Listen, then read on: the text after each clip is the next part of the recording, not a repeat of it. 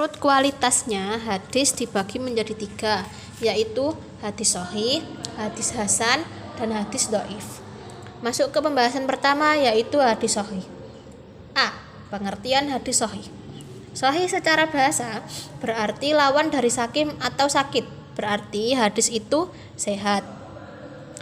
Dan dalam istilah ilmu hadis, hadis sahih berarti hadis yang telah memenuhi syarat makbul atau syarat diterimanya hadis, yaitu sanadnya bersambung, diriwayatkan oleh perawi yang adil, dhabit, tidak syad, dan tidak ilat. Tidak syad di sini adalah tidak bertentangan dengan hadis lain yang sanadnya lebih sikoh, dan tidak ilat adalah tidak cacat, tidak cacat dari segi perawi, dari segi sanad, dan lain sebagainya. B. Kualitas hadis sahih. Macam-macam hadis sahih dibagi menjadi 2, yaitu sahih li dzatihi dan sahih li ghairihi.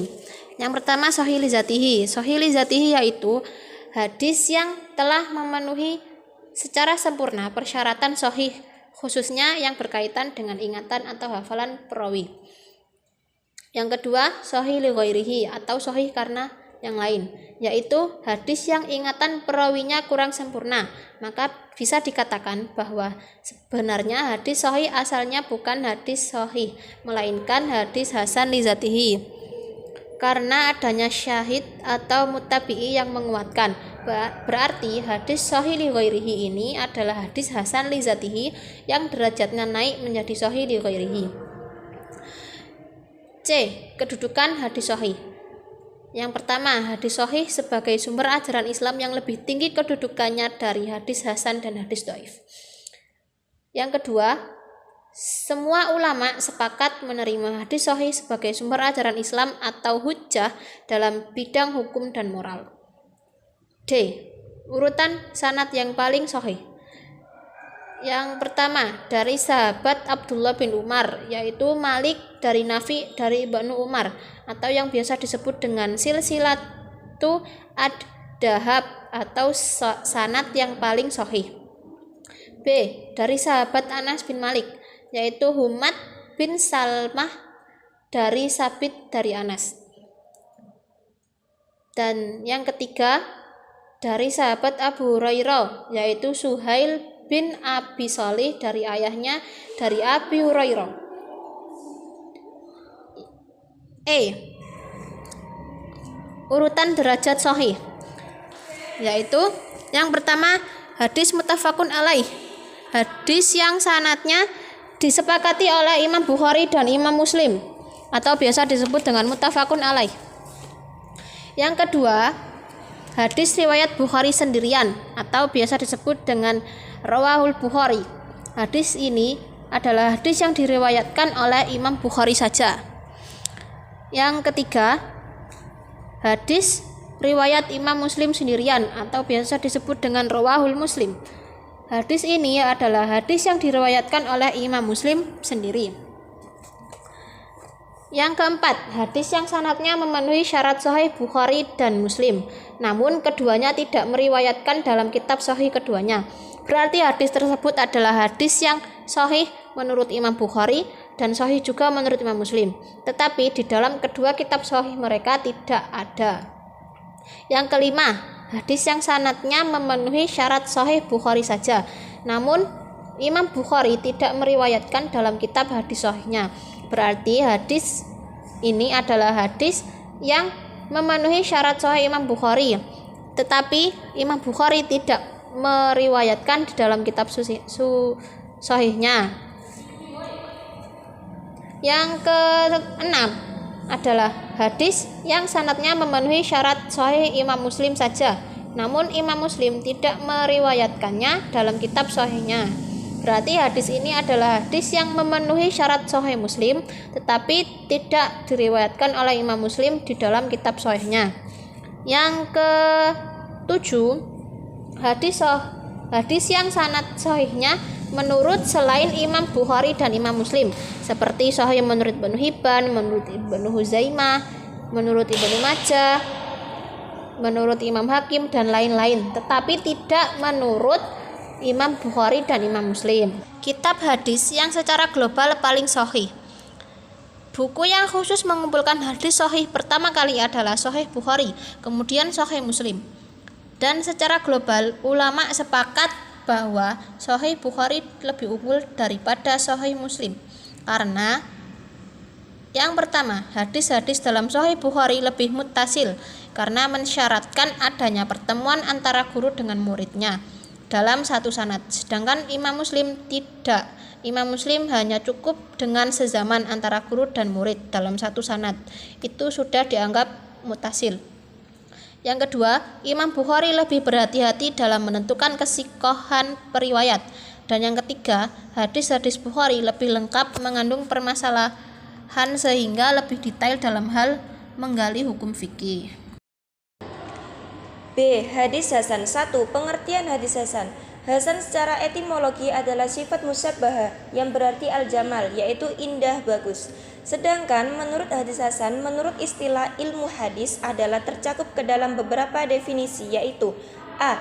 Pendapat Al-Kitabi. Hadis yang diketahui sumbernya, periwayat-periwayatnya terkenal, yang diterima oleh kebanyakan ulama dan hadisnya digunakan oleh umumnya ahli fikih. B.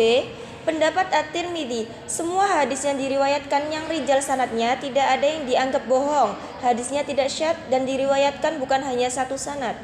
C. Pendapat Ibnu Hajar Al-Asqalani, hadis ahad yang diriwayatkan oleh orang yang adil dan lebih ringan kedhobitan rijalnya dibandingkan dengan rijalul hadis sahih. Sanadnya sambung, tidak cacat dan tidak syadz. Jadi, hadis Hasan adalah hadis yang tidak berisi informasi yang bohong, tidak bertentangan dengan hadis lain dan Al-Quran dan informasinya kabur, serta memiliki lebih dari satu sanad. 2. Klasifikasi hadis Hasan. A. Hadis Hasan lidzatihi. Yang dimaksud Hasan lidzatihi adalah hadis yang dirinya sendiri telah memenuhi kriteria hadis Hasan dan tidak memerlukan bantuan yang lain untuk mengangkat ke derajat Hasan. B.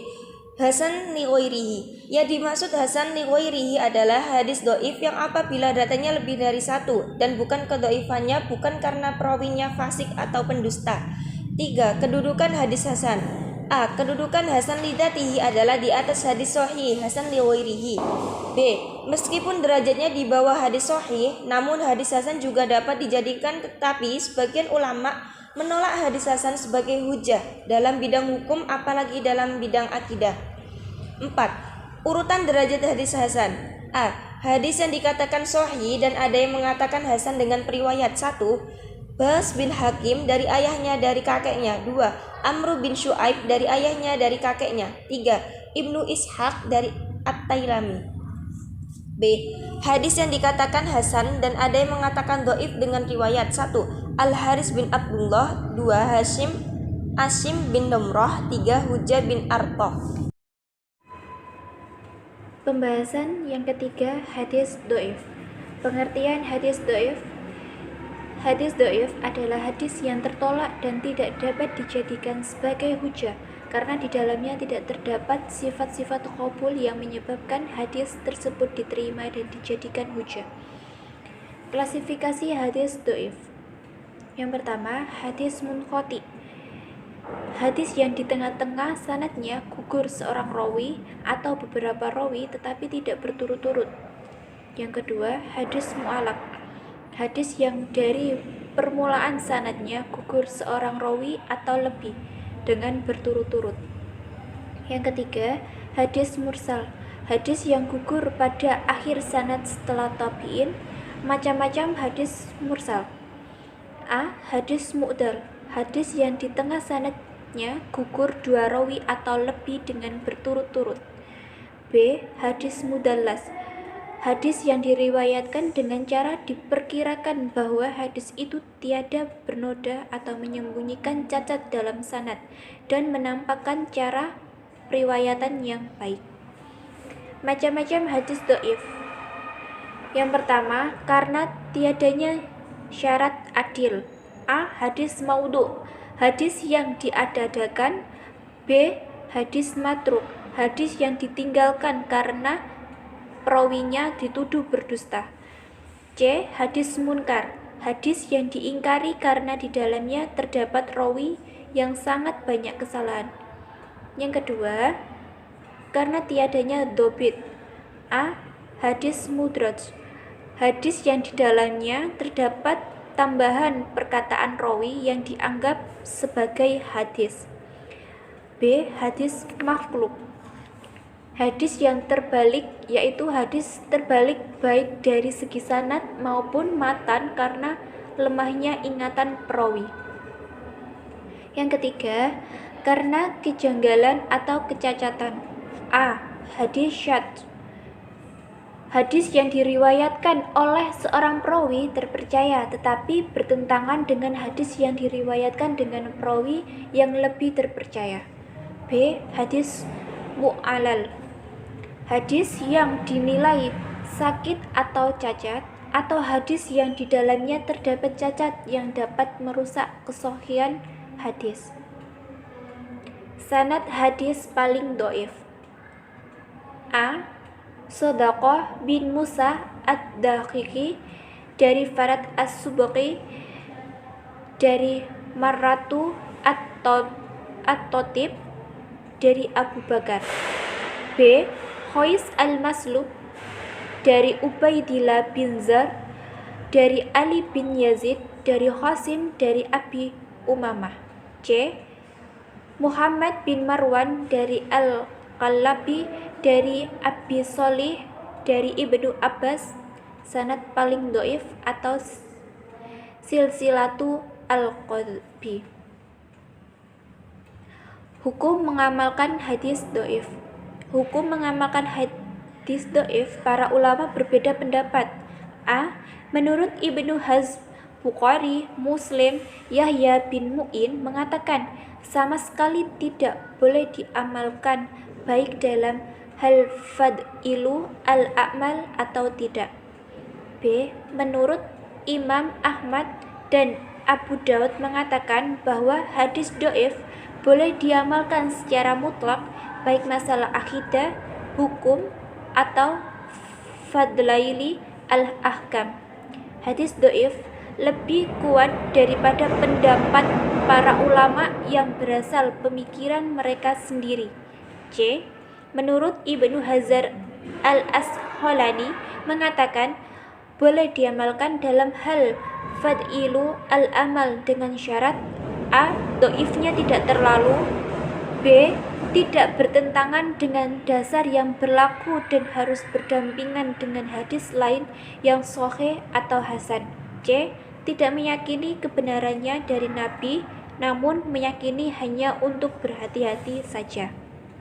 Masuk ke pembahasan keempat, yaitu kriteria hadis sahih, hasan, dan dhaif. Hadis sahih, kriteria hadis sahih ada 5, yaitu yang pertama sanadnya bersambung. Maksudnya adalah tiap-tiap perawi dengan perawi lainnya benar-benar saling bertemu dan mengambil hadis secara langsung dari syekhnya, dari sejak awal hingga akhir sanadnya. Yang kedua, perawinya bersifat adil. Setiap perawi hadis tersebut harus bersifat adil, yaitu memenuhi kriteria muslim, berakal, balik, taat beragama, tidak fasik, dan tidak rusak muruahnya. Yang ketiga yaitu perawinya dhabit. Dhabit di sini adalah mereka yang kuat dan teliti akan hafalan dan tulisannya.